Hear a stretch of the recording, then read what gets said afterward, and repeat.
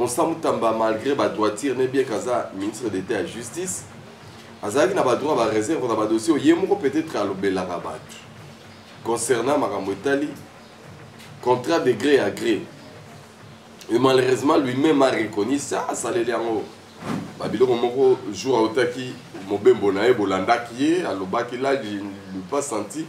Napoya un ministre, mais na senti Napoya un combattant, quelqu'un qui a déjà pris les bouts de la rue. À l'Obaki, nous avons autorisation et pas un chef de l'État. Alors, chef de l'État, Zali, Mokonzamboka, mais ça n'a pas marqué, on a la prudence, puis souple, sage. Comment tu peux te laisser facilement au tomber si bas dans ma gré, tu as expliqué que aux acquis ont proposé tel ballon, mais aussi ballon comme montagne,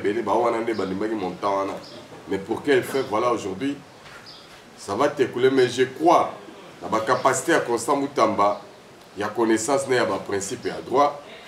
Il va affronter la justice comme lui-même nous avait promis. Je pense que Constant Moutamba, on a vu ça, Augustin Matata, on a affronté la justice. Mais lorsque la justice a voulu l'affronter,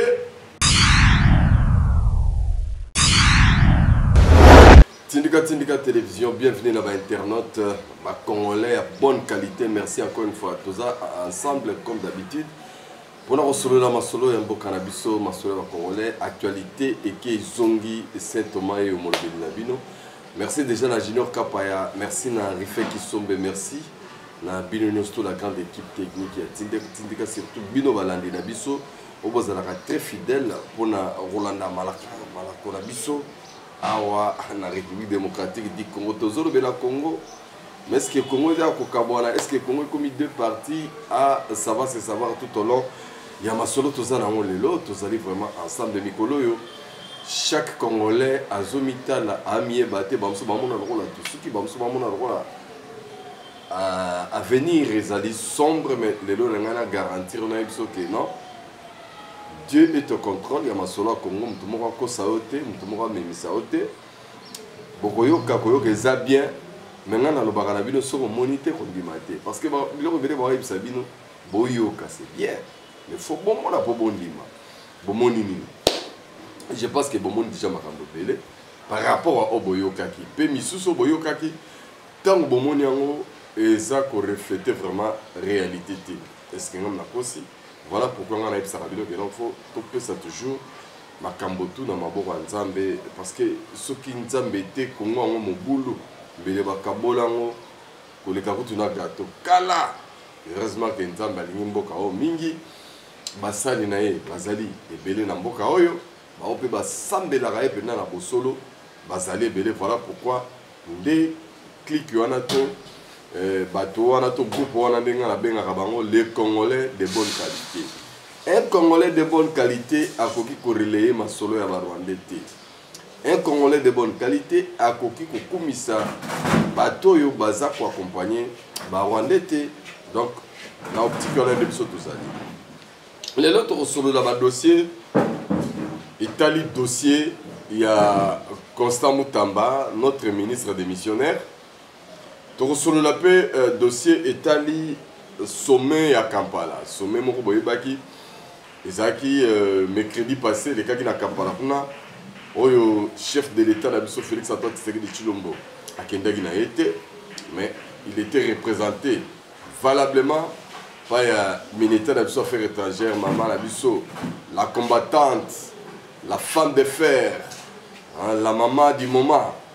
Thérèse Kaikomba mtabeta bango en tout cas va sentir mais bango vraiment des bavandele qui bazela kinde nous quand tomber moi bi kabeti bango 12 kaka le rôle à Dar es Salaam comme d'habitude mais ba équipe pene zaki déjà dépêché et mobilisation zaki tous azimuts na ba congolais au bazaka na Uganda po ba yamba konzamboka na bango mais malheureusement ba qui vraiment la été donc azaki représenté to belango et puis Moindo Nzangi a réagi pour Rolanda et na kotika ngaya na lobaka soko monite ko ndimate pour Rolanda. Moindo Nzangi nenga ko loba ko ça la plaisir toujours dans bato la babe na la tumba relé chez maman Laurence Badlorola ba maman Yohane depuis Bruxelles donc tobele la toujours grande sœur chérie propre aninga lola depuis Canada bango wana nde bokolanda biso tout à l'heure bokoka masolo ndenge ezali masolo Constant Mutamba na otiela bino bena image te mena kolobela ngo kaka ke après autorisation il y a parlement ndenge balobi ke non il faut lever immunité na il faut justice elandela ye baréaction eke ezongi ngai bandeko balandaka ngai na dossier ya Constant Mutamba nalobaka awa ke Constant Mutamba malgré badroitire ne bien kaza ministre d'état ya justice azalaki na badroit baréserve na badossier ye moko peut-être alobelaka bato concernant makambo etali contrat de gré à gré et malheureusement lui-même a reconnu ça asaleli yango babiloko moko jour aotaki mobembo na ye bolandaki ye alobaki là je n'ai pas senti na po ya un ministre mais na sentaki ye na po ya un combattant et quelqu'un qui a déjà pris les bouts de la rue alobaki oyo nyonso tokoka koloba lobi no nazwaki autorisation et pas à chef de l'état alors chef de l'état azali mokonzi ya mboka mais eza na bamakambo soki yo moko ozala prudent puis souple sage. Comment tu peux te laisser facilement au tomber si bas dans ma gré na gré? Tu as expliqué que aux amis ont proposé batel balo be aussi maté balo que ba montagne belé ba wana ne ba limaki montagne. Mais pour quel fait voilà aujourd'hui ça va t'écouler mais je crois dans ma capacité à Constant Mutamba il y a connaissance né à ba principe et à droit il va affronter la justice comme lui-même nous avait promis. Je pense que Constant Mutamba rosa la biso lokola Augustin Matata te wa betaka tolo na affronter justice mais lorsque la justice a voulu l'affronter il a pris le coup de l'escampette comme on a dit dans ma boîte il y a un certain Matata Mpogno. Alors est-ce que vous avez le même épisode avec Constant Mutamba? Ça va se savoir ndenge biso tolobaka vivra verra soko moniteur on dit maté et koyeba na Constant Mutamba roté de maté devant justice. Alors bato nyonso bazotia makelele na étape tokomi bameka kosima na Constant Mutamba te basala bamarche baleka na baémission biloko wana to bolo baloba justice eyebaka biloko wana te botika nanu ya kenda ya samba après condamnation to après acquittement nde bokosala baréaction nyonso bokosala parce que au moment où ozala condamné peut-être bokoya koconsoler ye bokoencourager ye bokoyi bisa ino lenda baninga balenda tala bakabundu balenda ki yaka koganga te puisque boyebi je suis pas venu faire les éloges sur Kabundu mais il m'a tellement épaté dirata na ya prison ni malade ni qu'on se soucier ni likambo moko te. Donc je crois que tous ces gens qui ont toujours crié dehors dès que tu es devant la justice faut pas nous inventer tes maladies qu'on n'a jamais vu quand tu étais en liberté. Et en plus, ceux qui m'ont suivi ici, modestement, nanobaka humblement que nous sommes ces gens-là qui sont là pour défendre la justice, les droits. Donc au-delà de toutes sortes d'influences. Et que c'est pas dit que si quelqu'un crie Fati Béton, nous sommes derrière toi, de soutenir Yomu Kwantombolo, président Nabiso, et que les gens pareils devant la justice vont faire bazala. Exempté, non. Donc, qui que ce soit, aux alara, moi, il y a président, famille à président, entourage à président, ministre, SDG, ou général, colonel, je ne sais pas moi. Si vous savez la justice, bien que vous avez même pas président, la justice est là. Parce que ni n'est censé ignorer la loi, et ni n'est au-dessus de la loi. Donc c'est un principe connu que nous avons tous les droits de s'humilier puis de s'habituer. Et voilà pourquoi on a dit quand Constant Mutamba, bien qu'il soit ministre de la Justice, je sais qu'il a fait mal à plusieurs personnalités. C'est parce que c'est sous Constant Mutamba qui est bomoni banani babimi na ba prison. Bango bakabunde les autres tout ce monde là babimi na grâce il y a Kabunde. Et il y a plutôt il y a Constant Mutamba. Et puis il y a mon peu idée né bien et soki lelo batiaki mitu ya bakabila ya ba Pero Loire consort n'a pris il y a mon tête et ça dit toujours Constant Mutamba. Alors, qu'est-ce que vous croyez? Donc on a Constant Moutamba, bato ba sepela qui ne bato bene ba tieli espoir et que yé a kokaki ko sala mbe bate non, vous avez commis une erreur, il y a repé ça confiance mais sans que vous contrôler et les gens qui ont contrôlé maintenant ba kangé main dans les sacs. J'ai interrogé prophète Moïse Nengelera mais il ça kanga que président Zalara l'accompagnement à Moutamba est bien. Qu'est-ce qui s'est-il passé pour Moutamba? Moutamba ezali envoûtement. Et dossier na yango mbongo wana batanga noki bakombo lokola bato babwaka tour na musique ba ya Willy Musheni ko damboka ebimi kuna ekosuka bon est-ce que mbongo sio koti na compte mbongo ya Willy Musheni pe azana pe ye moko ko damboka et c'est mbongo ane ko zalaka mobile. Alors nous laissons la place à la justice maintenant. Procureur général Firmin Fondé aux Anamakamna na maboko. Nous voulons la justice, rien que la justice. Donc, Constant Moutamba va affronter la justice. Et puis on verra la suite. Il n'est pas le premier. À un moment donné de la vie, on a vu sous Tshisekedi, ma grande personnalité,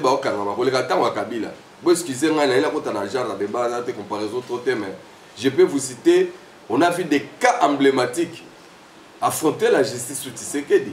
On a vu les arrestations, il y a tout le coup là-bas. François Béa, c'est pas n'importe qui, c'est sous Tshisekedi. Il était conseiller spécial en matière de sécurité. Il y a président Tawa Kabila Moutabongo Baro Kangaeta, au banana en Bengeli. Moutoula Vital Kamere, président à l'époque directeur et cabinet à chef de l'État. Il a fait la prison. Il a purgé Vital Kamere. Il avait purgé.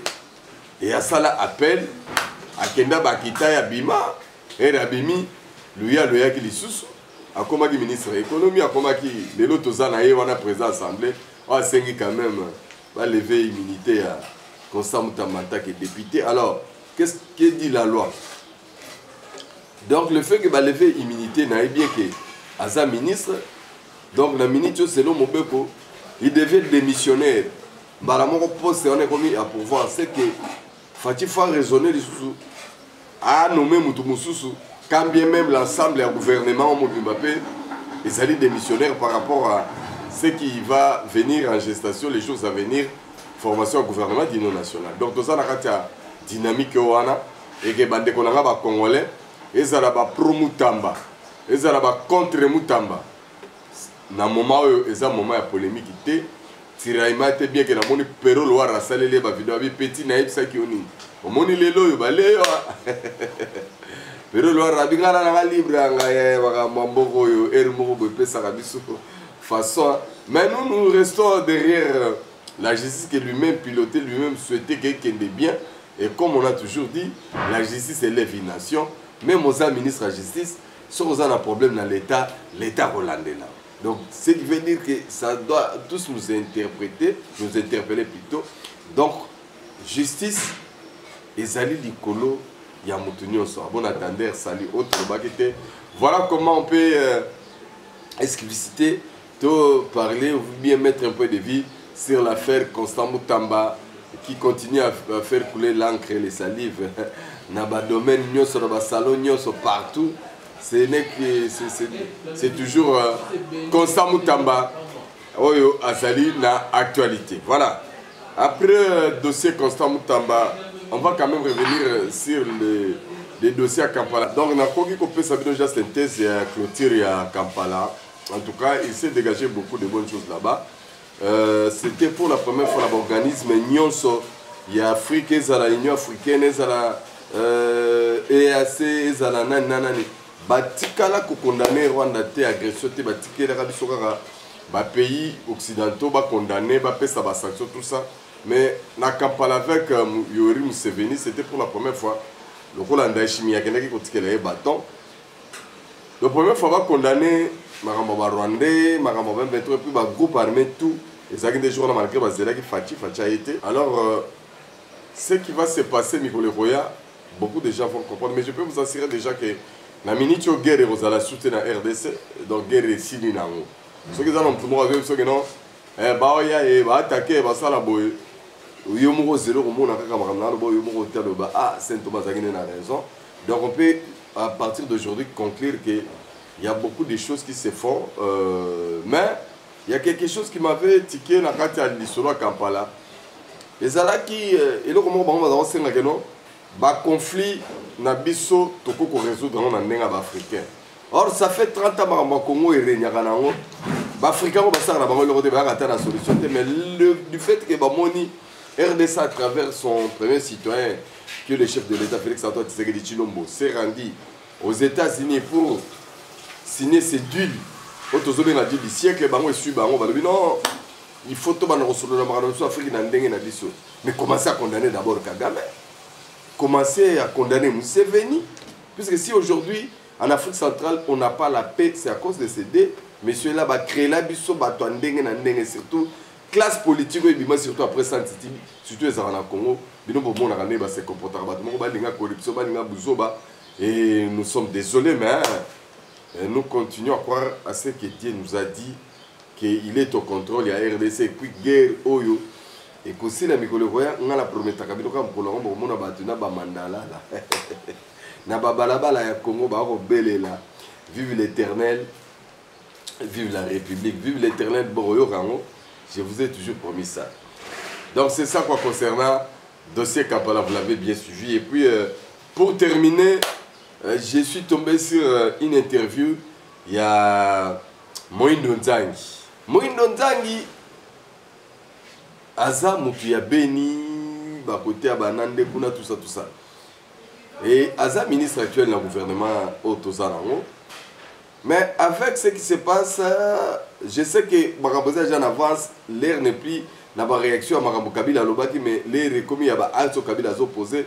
Quand bien même à son tas, Bango Bawanga Kaya, Zara Goma, tel, Lelo, n'avait été selon. Est-ce que bon, est-ce que Eza Baluba Mutubako Saki, Eza IDPS Mutubako Saki, Zaki Batisegedi Mutubako Saki, Bataïno Saki Mutubako Saki, bien les communication, Eza Ndeng, parce qu'on nous a traité ici de tous les mots. Kabila, Rimera Pamba, Bomoni, les deux scouts Tosukiwa. Et dans la vidéo, vous savez comment les choses vont se passer, les choses à venir, à propos de Bato Bazakuna. Bang ate bolé mais natikeli bino na bola nana no Moïndo Nzangi parce que ya zana masolo concernant Kabila na moni na kati ya orbor moko na maya zo ko expliquer là ti ba boy de sauvetage mais bolanda quand même boyo kanene azala na commentaire tout parce que na ça bino ke soko monité comme dimaté lorsque vous allez suivre Moïndo Nzangi vous allez vous faire des idées à propos de qui est Joseph Kabila alias Hippolyte Kanambe. Kolokombo pona oki ba congolais musu ba commentaire ndena tele ba réseaux sociaux ba bio a bolo ba trop mais on a pas kendo kanga et mais ne soyez pas pressés. Ben Laden ko tu zo ba ne ko ba kanga et mais tu bi ka kufa lelo i ba talelier na bi ke ba to sen ko ba talela raïs fort ba opposa ba talela raïs ba to ba ko parmi to ba mo talela raïs parce que au moni so créé ba to na ba tiela yo misu mais ngana expliquer bino Masolo Koya pour na okaki pe ba actualité ba be singa makamba Tabombe ki alobi autour de Tshisekedi kaka bakasaye na bakasaye mais Tabombe ki a raison. Est-ce que Tabombe ki a yebi biso ba ke ba kote biloko na monoko loba yo en tant qu'ancien président Afrique du Sud loba ke autour de Tshisekedi zaka bakasaye siko yepe lokola ka bato to mona ka bango na ba kenda ka ba groupe de prière musoka ba prière na bango za la kaka yemo ko kosambela te fo ba yebisa ka maloba fo yebisa nzambe loba ngai nzambe nalingi bino mingi ndenge pe basali Tabombe ki même ça ba entourage de Tshisekedi zaka bakasaye et ba ya lekisa ko vérifier un ancien président je regrette aleki ba lebi entourage de Tshisekedi zaka bakasaye Tabombe ki ngai to kubeta ba masolo ba Tabombe ki ya ba Kabila na Goma tout ça na ba vidéo quoi mais pour le moment na tikeli bino bolana na weekend oyo Moïndo Nzangi ye a solo li masolo ndenge nini na ndenge na ye mbebi soti bomo na biso boye toza assuré na eloko ka moko parce que to ba to ndima Nzambe akosaka te bokomona ngo mikolo ko pour le moment bolana na Moïndo Nzangi bongo to kitana juste après c'est parti. Je suis à 7 km de Bukungu à un endroit qu'on appelle Mission Akala et là je suis en train de faire l'inspection des voies navigables. Comme vous le savez, nous avons commencé un programme qui est le complément du programme des 145 territoires. Dans ces provinces oublié, longtemps oublié. D'ailleurs, l'homme qui fait trop de bruit à Goma, là, c'est l'homme qui a fait 18 ans dans ce pays. Et il y a des endroits, des coins de ce pays où les gens n'ont jamais vu les véhicules, les routes sont oubliées, il n'y a pas de voies navigables. Ils n'ont aucune possibilité de pouvoir accéder. Mais je voudrais effectivement répondre aux questions des gens qui parlent par-ci, par-là du discours de Kabila et de sa présence à Goma. Je voudrais effectivement profiter de ce moment pour leur dire qu'il n'y a pas un grand témoin oculaire de ce qu'il a fait comme moi. Le 13 août 2013, j'ai été arrêté après une émission à la radio de Magloire Palouk pour avoir dit que le FRDC et le M23 avaient un seul commandant qui s'appelait Joseph Kabila. On m'a condamné à 3 ans de prison pour faux bruit. Mais je crois qu'aujourd'hui, les juges qui m'ont condamné se rendent compte que j'avais raison. C'est effectivement lui qui était déjà à cet temps-là le commandant du M23 et au même moment le commandant des FARDC. Par cette duplicité qui a duré plus de 18 ans, il a réussi à faire filtrer notre armée de bout à bout, de telle manière que nous sommes incapables de gagner la guerre. Il est allé trop loin, puisque dans les récents affrontements, il appelait individuellement des officiers qui lui sont encore fidèles pour qu'ils puissent saboter les efforts du chef de l'État, notamment en abandonnant des villages tout entiers et des villes entre les mains des rebelles. Donc depuis longtemps, la rébellion du M23 a comme commandant suprême Joseph Kabila. Et d'ailleurs, par mes renseignements, j'avais appris que Nanga voulait devenir président de l'AFC. Kabila a dit non, tu ne peux pas devenir président, tu vas être seulement coordonnateur. Puisque quand tu auras pris Kalemi, moi-même le président, je viendrai pour prendre ma place.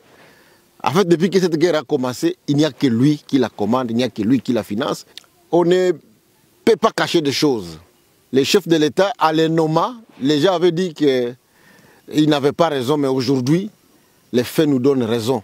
Il est allé à Goma pour prendre lui-même le commandement de cette guerre et il a essayé l'objectif. Il veut à tout prix prendre le Katanga et s'arrêter au Katanga puisqu'il est passionné depuis trop longtemps par l'idée de la balkanisation. Mais c'est très triste, c'est très triste. Je voudrais aussi d'ailleurs, pour ceux qui ne le savent pas, toutes ces fameuses guerres qu'il a soi-disant menées contre l'M23, elles n'ont jamais été menées. Nous avons été menés sur toutes les batailles, et même quand Mamadou Ndala, notre oncle de Wamba, et le général Baouma, notre ongle aussi de Isangi, lorsqu'ils ont décidé de mettre fin à cette guerre, ils ont fermé leur téléphone. Kabila ne savait pas les atteindre. Mais à la fin, vous savez ce qu'il en a fait. Il a tué Mamadou Ndala, il a tué aussi le général Baouma. Et aujourd'hui, lorsqu'il parle du Congo oriental, vouloir se porte-parole de Baswahili, je voudrais bien vous dire que lui n'a jamais été porte-parole de Baswahili. Il n'est pas digne de l'être. Mamadou Ndala, c'était Mousswahili. Baouma l'était aussi. Et même lorsque Katumbi a voulu devenir candidat président de la République, qui l'a empêché de devenir candidat? C'est lui-même. C'est pour vous dire qu'il ne peut pas prétendre que c'est lui qui est le porte-parole de Baswahili. Je voudrais d'ailleurs à cette occasion demander à mon frère Mboussa Nyamwisi que nous ici, nous sommes un peuple noble, un peuple respectable et un peuple respecté. Je sais qu'il n'est pas encore allé trop loin. Je voudrais vraiment lui demander d'arrêter d'appuyer Kabila. Kabila le trompe. Ce qu'il lui a fait avant-hier, il le lui fera encore aujourd'hui. C'est un ennemi de la République, il faut le traiter comme tel. Tous ceux qui sont en train de prétendre qu'il va les aider, je crois qu'ils se trompent. Je voudrais d'ailleurs vous dire que nous avons choisi de défendre la patrie. Nous sommes des patriotes, nous sommes des Wazalendo. C'est grâce aux Wazalendo que Uvira n'est pas tombé, c'est grâce aux Wazalendo que le front n'est pas allé dans les Tanganyika et dans les Katanga. Malgré le fait qu'il y a certains qui essayent de saper l'image des Wazalendo, il y a certains d'entre nous qui affament les Wazalendo. Mais les Wazalendo ont choisi de se battre pour leur terre, pour leur pays. Nous allons continuer notre combat. Et je voudrais dire aux Gomatraciers, à tous les Wazalendo de Goma, que Kabila, le bourreau de la République, ne doit pas trouver sommeil dans la ville de Goma.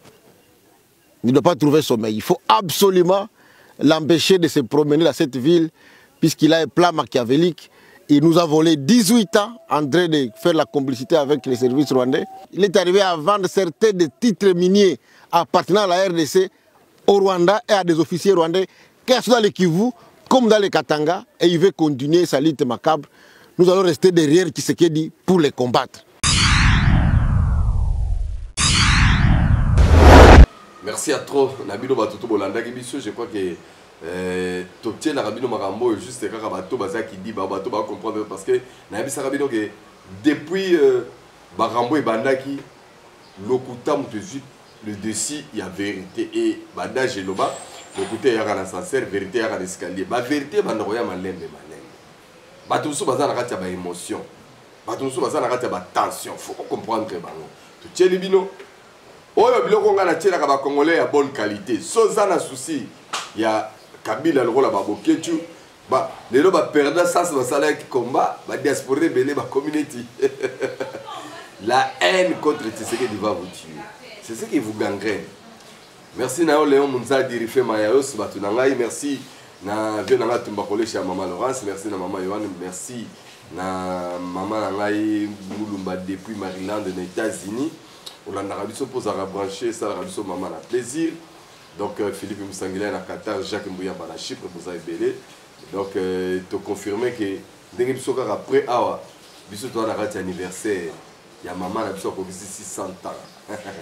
Maman Matondo, toujours Matondo donc 600 ans karaté. Pour avoir vidéo, capa ya za, pour avoir vidéo ba gâteau zo katama.